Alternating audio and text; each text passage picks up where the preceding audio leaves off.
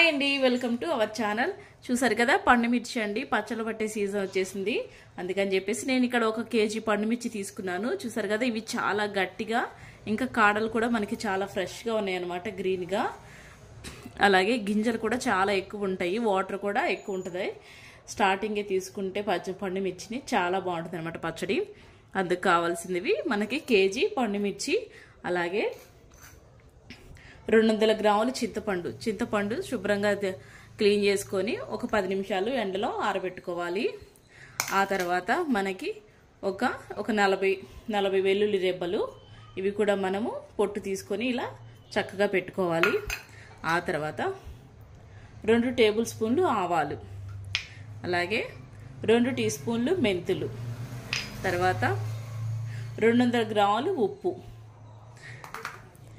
వీటిని మనము ఫస్ట్ ఏం చేయాలంటే శుభ్రంగా ఈ కాడలు తీయకుండానే మనము కడుక్కోవాలండి. 2-3 సార్లు శుభ్రంగా మంచిగా కడుక్కున్న తర్వాత ఒక మంచి క్లాత్ తీసుకొని ఈ కాడలతో సహా ఇవన్నీ శుభ్రంగా నీట్గా తుడుచుకోవాలి. ఆ తర్వాత ఎండలో ఒక 10 నిమిషాలు ఆరబెట్టుకోవాలన్నమాట పండుమిర్చిని. ఇక తడి లేకుండా చూసుకోవాలి. ఇది మనము గ్రైండర్లో వేయట్లేదు, నేను మిక్సీలో కూడా వేయట్లేదు. నేను చిన్న రోల్ తీసుకున్నాను, నా దగ్గర ఉన్న రోల్లో నేను ఇది దంచుతాను. ఇప్పుడు ఇలా కొంచెం వెల్లుల్లిపాయలు కూడా వేసుకుంటూ దంచుకోవాలి.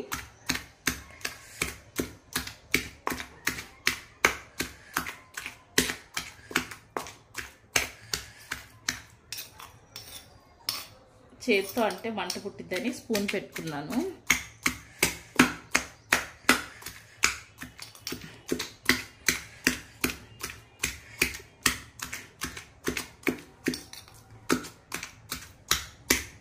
మరీ మెత్తగా కాకుండా కచ్చా పచ్చా దంచుకోవాలండి.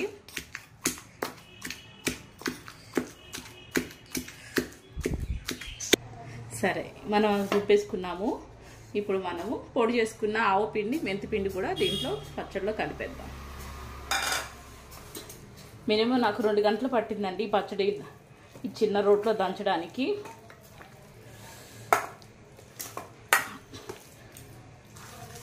రోట్లో దంచుకుంటేనే పచ్చడి మనకి చాలా టేస్ట్ బాగుంటుంది అనమాట.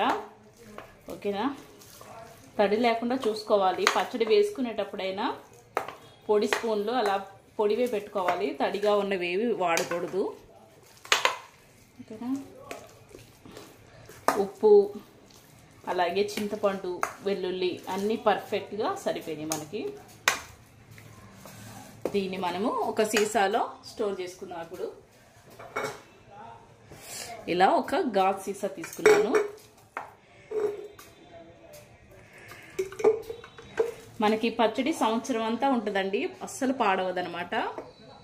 అంటే మనం జాగ్రత్తగా యూజ్ చేసి తడి స్పూన్లు పెట్టినా, తడిగా ఏం పెట్టినా సరే పాడైపోద్ది. అందుకని చెప్పి పొడిగానే వాడాలి. ఇది నేను తాలింపు వేయట్లేదు ఒకేసారి, అప్పుడు కొంచెం తీసుకొని తాలింపు వేసుకుంటే బాగుంటుంది పచ్చడి. ఇలా ఎంతమంది తాలింపు వేస్తారో కామెంట్లో చెప్పండి. మేమైతే ఇలాగే వేస్తాను. నేను ఎప్పుడు ఇలా రుబ్బేసి సీసాలో అలా స్టోర్ చేసుకుంటూ ఉంటాను అనమాట.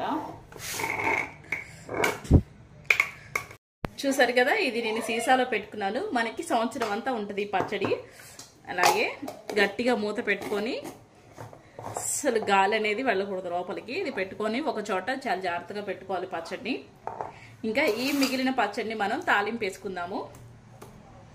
కొంచెం జీలకర్ర, ఒక 5-6 వెల్లుల్లి, అలాగే 2 పచ్చిమిర్చి చీలికలు,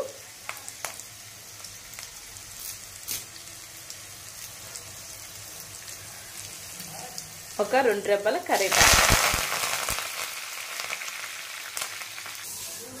దీన్ని మనం చల్లారి పెట్టుకోవాలి తాలింపుని.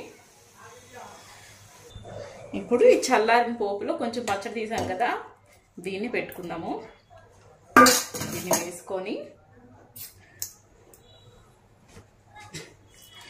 స్పూన్తో కలుపుకోవటమే. ఇది వేడివేడి అన్నంలో కొంచెం నెయ్యి వేసుకొని తింటే చాలా బాగుంటుందండి. మీకు ఈ వీడియో నచ్చిందా? నచ్చితే ప్లీజ్ లైక్ చేయండి, షేర్ చేయండి. అలాగే మన ఛానల్ని సబ్స్క్రైబ్ చేసుకోవడం మాత్రం మర్చిపోకండి. ఓకేనా? Thanks for watching.